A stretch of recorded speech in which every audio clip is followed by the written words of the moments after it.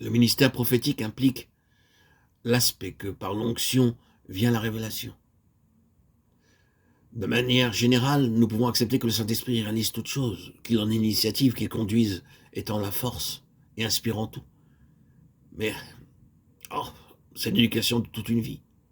Et ça nécessite que tout nous soit donné par révélation. C'est la raison pour laquelle les prophètes à l'origine étaient appelés voyants, des hommes qui voient. Ils voyaient ce que les autres ne voyaient pas. Ils voyaient ce qu'il était impossible que les autres puissent voir, même pour des gens religieux ou craignant Dieu. Ils voyaient par révélation. Le ministère prophétique implique la révélation. C'est un ministère de révélation.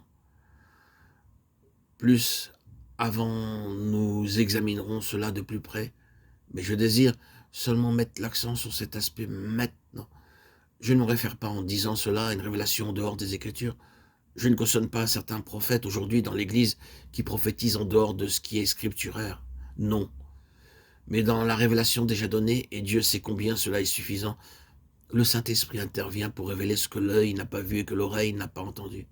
C'est la merveilleuse vie dans l'Esprit. C'est une vie de constante découverte. Tout est plein de surprises et sujet d'émerveillement. Une vie sous l'autorité du Saint-Esprit ne peut jamais demeurer statique. Elle ne peut ici-bas jamais atteindre le point extrême ni parvenir au stade où toute la somme de la vérité puisse être enfermée dans une boîte.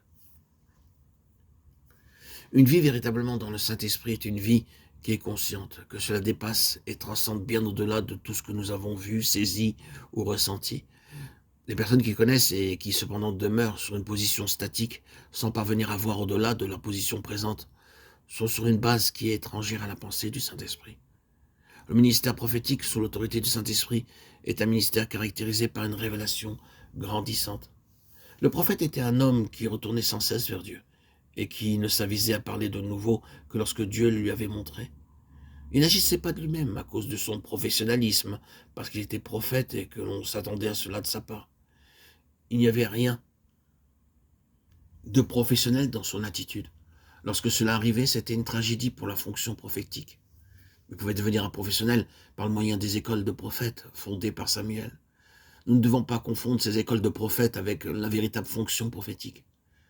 Il y avait une distinction entre ceux qui gravissaient les échelons dans ces écoles de prophètes et les véritables prophètes représentés par des hommes comme Samuel, Élie, Élisée. Quand les choses deviennent professionnelles, quelque chose est perdu.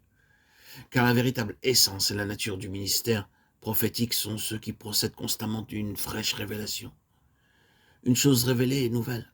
Cela peut être une chose ancienne. Mais il y a quelque chose de frais lorsque la révélation est accordée, et cela est si neuf et merveilleux que les effets se traduisent par quelque chose de jamais vu auparavant, quoique des milliers aient pu le voir avant cela. C'est la nature de la révélation de maintenir les choses vivantes, fraîches et pleines de l'énergie divine. Vous ne pouvez pas recouvrer une ancienne position uniquement par le moyen d'une doctrine ancienne. Vous ne pourrez jamais recouvrer quelque chose de divin et qui est perdu en déclarant seulement l'exacte vérité. Vous pouvez déclarer avec exactitude la vérité décrite dans le Nouveau Testament, mais vous serez bien loin des résultats obtenus au cours de cette période.